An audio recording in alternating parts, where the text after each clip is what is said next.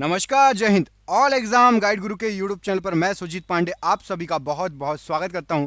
Video को बिना देर के हुए स्टार्ट। पहला क्वेश्चन देखिए, निम्नलिखित में से किसका प्रयोग प्रशीतन के रूप में किया जाता है? तो प्रशीतन के रूप में आपका फ्रीऑन का यूज होता है। यहां पर आपका option number D freon right answer हो जाएगा। नाभिकीय रिएक्टर में इनमें से कौन सा ईंधन का काम करता है? तो नाभिकीय रिएक्टर में यहां पर राइट आंसर हो जाएगा यूरेनियम ईंधन के रूप में कार्य करता है। ऑप्शन नंबर ए यूरेनियम राइट आंसर हो जाएगा। चंद्रमा पर क्या नहीं होने के कारण वहां किसी प्रकार का जीवन नहीं है? राइट आंसर हो जाएगा आपका ऑप्शन नंबर सी जल ना होने के कारण वहां किसी प्रकार का भी जीवन नहीं है। नीचे दिए गए ईंधन में किस में सर्वाधिक ऊष्मीयमान है? तो यहां पर जो आपको ईंधन दिए गए हैं उसमें सर्वाधिक ऊष्मीयमान होता है प्राकृतिक गैस का। यहां पर आपका ऑप्शन नंबर सी प्राकृतिक गैस का सर्वाधिक ऊष्मीयमान होता है। रेडियो एक्टिवता की परिघटना की खोज किसने की? तो रेडियो एक्टिवता की परिघटना की खोज बैकेरल ने की। ऑप्शन नंबर यहां पर सी बैकेरल प्रश्न के लिए बिल्कुल सही आंसर हो जाएगा। फोटोग्राफी के अंदर मुख्य रंग कौन कौन से होते हैं जिनको प्राथमिक रंग भी कहा जाता है? तो फोटोग्राफी के अंदर प्राथमिक रंग होते हैं लाल, नीला, हरा। ऑप्शन नंबर यहां पर डी लाल, नीला, हरा राइट आंसर हो जाएगा। बहुत अधिक ऊंचाई पर मनुष्य की लाल रुधिर कणिकाओं पर क्या प्रभाव पड़ता है? तो लाल रुधिर कणिकाओं की संख्या बढ़ जाएगी बहुत अधिक ऊंचाई पर। ऑप्शन नंबर ए संख्या बढ़ जाएगी राइट आंसर हो जाएगा। चर्म रोग के उपचार में प्रयोग किया जाने वाला रेडियो आइसोटोप कौन सा है? तो चर्म रोग के उपचार में प्रयोग किया जाने वाला रेडियो आइसोटोप आपका रेडियो फास्फोरस है। ऑप्शन नंबर यहां पर D radio phosphorus right answer है। कृष्ण छिद्र सिद्धांत को प्रतिपादित किया था? तो कृष्ण छिद्र सिद्धांत को एस चंद्रशेखर ने प्रतिपादित किया था। Option number A S Chandrashekhar right answer हो जाएगा। लेजर का आविष्कार किसने किया था? तो लेजर के जो आविष्कारक हैं वो हैं आपके टी.एच. मेमन। ऑप्शन नंबर यहां पर डी टी.एच. मेमन प्रश्न के लिए बिल्कुल सही आंसर हो जाएगा। हाइड्रोजन बम किसने विकसित किया? तो हाइड्रोजन बम जो विकसित किया गया है वो एडवर्ड टेलर के द्वारा विकसित किया गया है। ऑप्शन नंबर यहां पर भी एडवर्ड टेलर राइट आंसर हो जाएगा। प्रक्षेपास्त्र का विकास किसके द्वारा किया गया है? तो प्रक्षेपास्त्र का विकास किया गया है वर्नर वॉन ब्रॉन के द्वारा। Option number A Werner von Braun बिल्कुल राइट आंसर हो जाएगा प्रश्न के लिए। परमाणु बम का विकास किसके द्वारा किया गया है? तो परमाणु बम का विकास किया गया है जे रॉबर्ट होपेनहीमर। ऑप्शन नंबर यहां पर भी राइट आंसर हो जाएगा परमाणु बम के विकास के लिए। अगला क्वेश्चन देखिए, गैस इंजन की खोज किसने की? तो गैस इंजन की खोज की आपकी डैमलर ने। ऑप्शन नंबर सी डैमलर के द्वारा गैस इंजन की खोज की गई है। चुंबकीय फ्लक्स का मात्रक क्या है? तो चुंबकीय फ्लक्स का मात्रक आपका वेबर है। ऑप्शन नंबर ए वेबर ये चुंबकीय फ्लक्स का मात्रक है राइट आंसर हो जाएगा। निम्न में से कौन सा धातु चुंबक द्वारा आकर्षित नहीं होता? तो चुंबक के द्वारा आपका विस्मत धातु आकर्षित नहीं होता, बाकी लोहा, कोबाल्ट, निकल आकर्षित होते हैं। विस्मत ये आकर्षित नहीं होगा। क्वेश्चन आपके एग्जाम में पूरे चांसेस हैं आने के, और हमने ऐसे ही 10,000 क्वेश्चन तैयार कर लिए हैं। ये 10,000 क्वेश्चन में से कई क्वेश्चन आपको जीके जीएस के 10,000 क्वेश्चन आंसर हैं। आंसर भी मिलेगा आपको व्हाट्सएप पर, इसकी पीडीएफ मिल जाएगी सबको। व्हाट्सएप पर जिसको भी 10,000 जीके क्वेश्चन आंसर की पीडीएफ चाहिए, ऑब्जेक्टिव टाइप एमसीक्यू मिल जाएगी। ये पीडीएफ 300 रुपए की है, लेकिन अभी 99 रुपए में चल रही है। आपको नीचे दिख रहा होगा, लिखा होगा कि सभी को 99 रुपए में 10,000 जीके जीएस के एमसीक्यू क्वेश्चन आंसर मिल जाएंगे, और ये क्वेश्चन आपके एग्जाम में फंस सकते हैं, आ सकते हैं। जिसको भी पीडीएफ चाहिए नीचे दिए गए नंबर पर व्हाट्सअप कर लेना, व्हाट्सअप पर बात कर लेना नीचे दिए गए नंबर पर। ये नंबर आपको पूरे वीडियो पर शो होगा, तो जब भी आप वीडियो छोड़ के जाना तब आप कॉल कर लेना व्हाट्सअप पर या बात कर लेना। हीरा चमकदार दिखाई देता है, ऐसा क्यों? तो हीरा चमकदार दिखाई देता है सामूहिक आंतरिक परावर्तन या पूर्ण आंतरिक परावर्तन के कारण। Option number D right answer है। ऊष्मागतिकी का प्रथम नियम किस अवधारणा की पुष्टि करता है? ऊष्मागतिकी का प्रथम नियम ये ऊर्जा संरक्षण की अवधारणा की पुष्टि करता है। ऑप्शन नंबर ए ऊर्जा संरक्षण का नियम राइट आंसर है। कमरे को ठंडा किया जा सकता है, तो कमरे को कंप्रेस्ड गैस छोड़कर या संपीड़ित गैस छोड़ने से। ऑप्शन नंबर यहां पर सी राइट आंसर हो जाएगा प्रश्न के लिए। अशुद्धियों के कारण द्रव का क्वथनांक क्या होता है? तो अशुद्धियों के कारण द्रव का क्वथनांक बढ़ जाएगा। ऑप्शन नंबर यहां पर भी बढ़ जाएगा राइट आंसर हो जाएगा। सोनार अधिकांशतः प्रयोग में लाया जाता है, तो सोनार जो है ये अधिकांशतः नौ संचालकों के द्वारा प्रयोग में लाया जाता है। ऑप्शन नंबर बी नौ संचालक राइट आंसर हो जाएगा। प्रकाश तरंग किस प्रकार की तरंग है? तो प्रकाश तरंग एक अनुप्रस्थ तरंग है। ऑप्शन नंबर बी अनुप्रस्थ तरंग राइट आंसर है। सूर्य ग्रहण के समय सूर्य का कौन सा भाग दिखाई देता है? तो सूर्य ग्रहण के समय सूर्य का किरीट या कोरोना मंडल दिखाई देता है। ऑप्शन नंबर बी किरीट या इसको कोरोना मंडल भी कहा जाता है।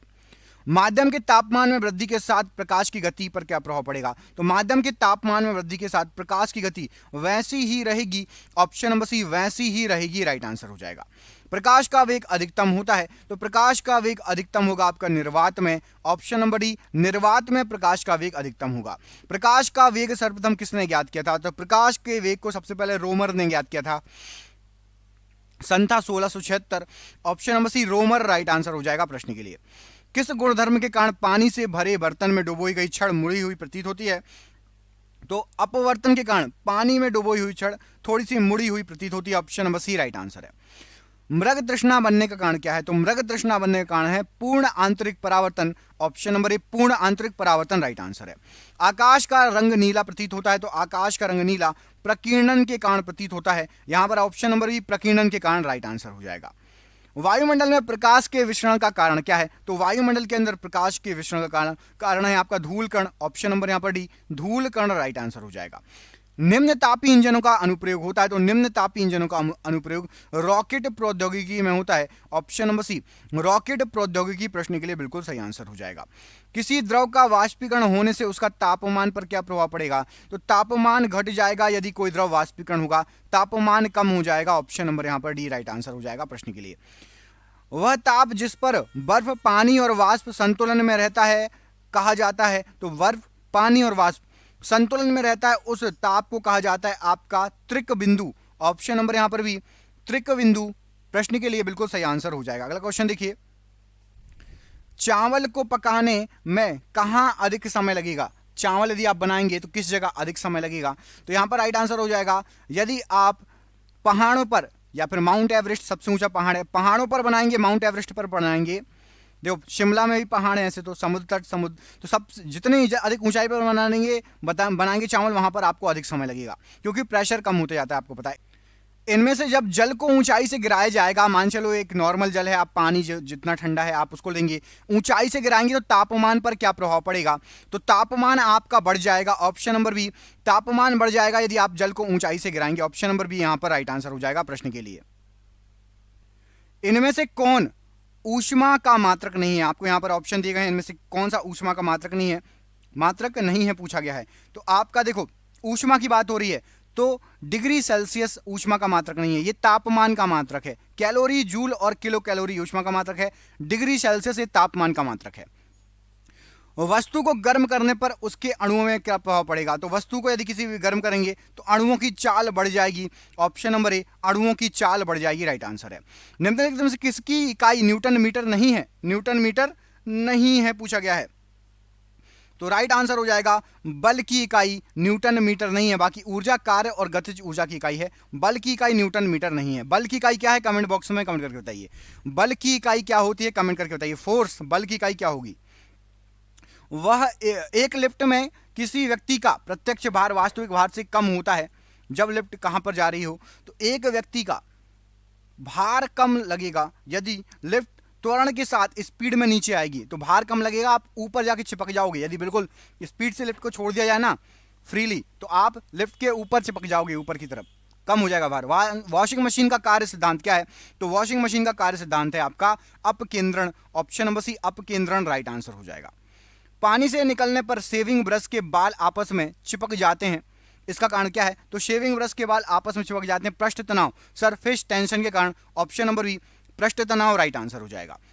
लैंप की बत्ती में तेल चढ़ता है किस सिद्धांत से, किस कारण से? तो लैंप की जो बत्ती है ऊपर तेल चढ़ता है वो कैपिलरी क्रिया के कारण चलता है, option number B capillary motion, capillary क्रिया राइट आंसर हो जाएगा प्रश्न के लिए। केशिकत्व जिसको हिंदी में बोलते हैं, केशिकत्व के कारण। द्रव में आंशिक या पूर्णतः डूबे हुए किसी ठोस द्वारा प्राप्त उछाल की मात्रा किस पर निर्भर करती है? तो उछाल की मात्रा ये ठोस द्वारा हटाए गए द्रव की मात्रा पर निर्भर करेगी। ठोस के द्वारा कितना पानी हटाया जा रहा है उस पर उछाल की मात्रा निर्भर करेगी। कोई भी नाव डूब जाएगी यदि वह पानी हटाती है कितना? तो कोई भी नाव डूब जाएगी यदि वो आयतन के बराबर पानी हटाती है, आयतन से अधिक हटाएगी तब तैरेगी, आयतन के बराबर यदि जो है हटाएगी तो वो डूब जाएगी। जब हम रबड़ के गद्दे वाली सीट पर बैठते हैं तो गद्दे पर लेटते हैं तो उसका आकार परिवर्तित हो जाता है, ऐसे पदार्थ में क्या पाया जाता है? तो ऐसे पदार्थ में स्थितिज ऊर्जा पाई जाती है। ऑप्शन नंबर यहाँ पर डी, स्थितिज ऊर्जा राइट आंसर हो जाएगा। कोई साइकिल सवार किसी मोड़ में घूमता है तो कोई भी साइकिल सवार किसी मोड़ पर घूमेगा तो वो अंदर की तरफ झुक जाएगा, अंदर की तरफ नहीं झुकेगा तो बैलेंस गड़बड़ जाएगा, गिर जाएगा। ग्रेविटी का जो बिंदु होता है ना, यदि आप सर्कल के चारों ओर घूम रहे हो तो आपको हल्का सा झुक के घूमना पड़ेगा। जब दूध को बिलोया जाता है तो उसमें से मक्खन अलग हो जाता है। बिलोया मतलब आप अपनी लैंग्वेज में जो भी बोलते हैं, यहाँ पर बिलोया लिखा है, एग्जाम में आया है। मथा जाता है, मथना कह सकते हैं आप, ठीक है। इसका कारण क्या है? तो मक्खन अलग हो जाता है, इसका जो कारण होता है राइट आंसर हो जाएगा केंद्रापसारी बल। ऑप्शन नंबर सी, केंद्रापसारी बल प्रश्न के लिए बिल्कुल सही आंसर हो जाएगा। अगला क्वेश्चन देखिए, जब एक चल वस्तु की गति दुगनी हो जाती है तो उसकी गतिज ऊर्जा पर क्या प्रभाव पड़ेगा? यदि आप उसकी गति दुगनी कर दोगे तो उसकी गतिज ऊर्जा जस्ट 4 गुनी हो जाएगी। ऑप्शन नंबर यहाँ पर डी, 4 गुनी हो जाएगी, राइट आंसर हो जाएगा। निम्नलिखित में से किसमें गतिज ऊर्जा नहीं है? तो यहाँ पर आपको जो ऑप्शन दिए गए हैं, गतिज ऊर्जा किसमें नहीं होगी? तो खिंचे हुए धनुष में गतिज ऊर्जा नहीं होगी। जब तक आप उसको छोड़ेंगे नहीं उसमें स्थितिज ऊर्जा रहेगी, जैसे ही छोड़ेंगे तब गतिज ऊर्जा आएगी। धनुष को खींच के रखेंगे तो गतिज ऊर्जा नहीं रहेगी। बर्फ पर स्केटिंग करना प्रदर्शित करता है कि दाब बढ़ाने पर बर्फ का गलनांक क्या हो जाएगा? तो दाब बढ़ाने पर बर्फ का गलनांक घट जाता है। ऑप्शन नंबर ए, घट जाएगा, राइट आंसर हो जाएगा। न्यूटन की गति का प्रथम नियम क्या कहलाता है? तो न्यूटन की गति का सबसे पहला नियम जड़त्व का नियम है। ऑप्शन नंबर सी, जड़त्व का नियम, राइट आंसर हो जाएगा। निम्नलिखित में से सदिश राशि कौन सी है? तो सदिश राशि यहाँ पर आपको जो ऑप्शन में दी गई है उसमें से वेग सदिश राशि है। लंबाई, समय, द्रव्यमान ये सदिश नहीं है, वेग सदिश राशि है। यदि किसी वस्तु का वेग दुगना कर दिया जाए तो क्या प्रभाव पड़ेगा? तो वस्तु का वेग यदि दुगना कर दोगे तो संवेग भी दुगना हो जाएगा। वेग दुगना, संवेग दुगना, गतिज ऊर्जा 4 गुनी हो जाएगी। तो यहां पर आपका ऑप्शन नंबर डी सही आंसर हो जाएगा। उपयुक्त दोनों, ए और बी दोनों राइट आंसर हो जाएगा। संवेग दुगना, गतिज ऊर्जा 4 गुनी। एक लड़की झूले पर बैठी स्थिति में झूला झूल रही है, उस लड़की के खड़े हो जाने पर दोलन आवर्त पर क्या प्रभाव पड़ेगा? मतलब झूला जो चल रहा है, आगे पीछे होता है झूला, उस पर क्या प्रभाव पड़ेगा? तो जो दोलन होता है, जैसे ही लड़की खड़ी हो जाएगी दोलन कम हो जाएगा। ऑप्शन नंबर यहां पर ए, दोलन कम हो जाएगा, राइट आंसर हो जाएगा। शून्य में स्वतंत्र रूप से गिरने वाली वस्तु का इनमें से क्या लागू होगा? तो शून्य में स्वतंत्र रूप से गिरने वाली वस्तु का जो त्वरण रहेगा वो हमेशा समान रहेगा। तो ऑप्शन नंबर डी, त्वरण समान रहेगा। वेग, बल, गति समान नहीं रहेंगे, त्वरण समान रहेगा। बल गुणनफल है किस किस का? तो जो बल होता है ये द्रव्यमान और आपका त्वरण का गुणनफल है। ऑप्शन नंबर यहाँ पर डी, बल जो है द्रव्यमान और त्वरण का गुणनफल होता है, याद रखिएगा। अगला क्वेश्चन देखिए, फोर्स इक्वल टू क्या होता है? फोर्स मतलब बल equal to M A, F equal to M A होता है। एम से मास और ए से एक्सेलरेशन, त्वरण आपका, ठीक है। यदि हम भूमध्य रेखा से ध्रुवों की ओर जाते हैं तो जी के मान पर क्या प्रभाव पड़ेगा? तो भूमध्य रेखा से ध्रुव पर जाएंगे तो गुरुत्वाकर्षण का मान बढ़ जाएगा। ऑप्शन नंबर ए, बढ़ जाएगा, राइट आंसर है। पहाड़ी पर चढ़ता एक व्यक्ति आगे की ओर झुकता है, ऐसा क्यों? तो पहाड़ी पर चढ़ता हुआ व्यक्ति आगे की ओर झुकता है स्थायित्व बढ़ाने के लिए। ऑप्शन नंबर ए, स्थायित्व बढ़ाने के लिए, प्रश्न के लिए राइट आंसर हो जाएगा। जब किसी बोतल में पानी भरा जाता है तो उसे जमने दिया जाता है तो बोतल फूट जाती है, ऐसा क्यों होता है? तो पानी जो है जमने पर फैलता है। ऑप्शन नंबर सी, पानी जमने पर फैलता है इसलिए बोतल फट जाती है, फूट जाती है।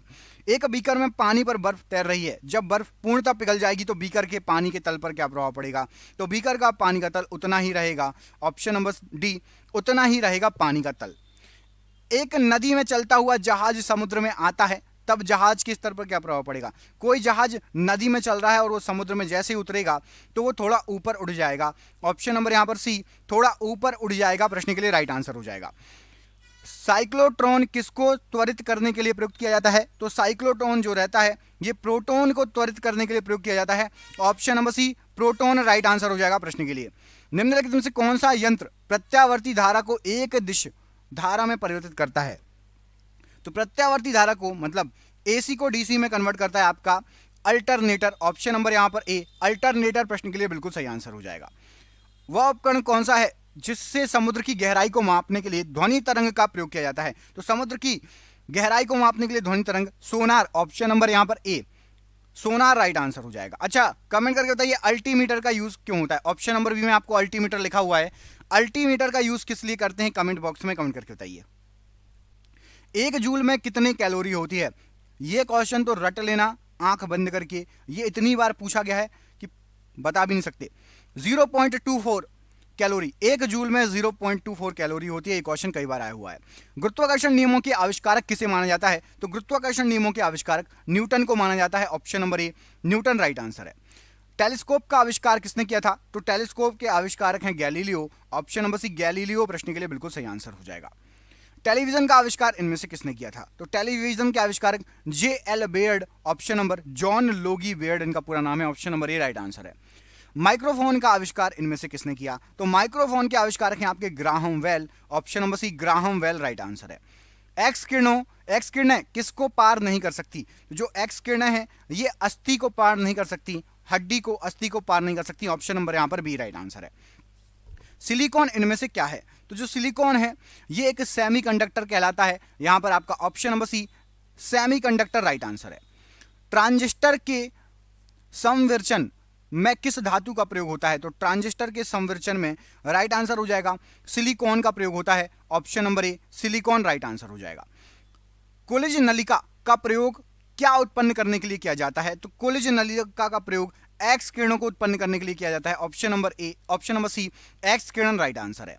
नाभिकीय रिएक्टर में भारी जल का प्रयोग किस रूप में किया जाता है? तो नाभिकीय रिएक्टर में भारी जल का प्रयोग मंदक के रूप में किया जाता है। यहां पर आपका ऑप्शन नंबर सी मंदक राइट आंसर है। निम्नलिखित में से कौन सा धातु अर्धचालक की तरह ट्रांजिस्टर में प्रयोग होता है? तो ट्रांजिस्टर में अर्धचालक की तरह आपका जर्मेनियम का यूज होता है। Option number C germanium right answer है। विद्युत चुंबक बनाने के लिए सामान्यतः किस धातु का प्रयोग किया जाता है? तो विद्युत चुंबक बनाने के लिए सामान्यतः आपका लोहे का प्रयोग किया जाता है। ऑप्शन नंबर सी लोहा राइट आंसर हो जाएगा। विद्युत मोटर किस सिद्धांत के अनुसार कार्य करती है? तो विद्युत मोटर जो है ये फैराडे के नियम पर कार्य करती है। ऑप्शन नंबर सी फैराडे का नियम प्रश्न के लिए बिल्कुल सही आंसर है।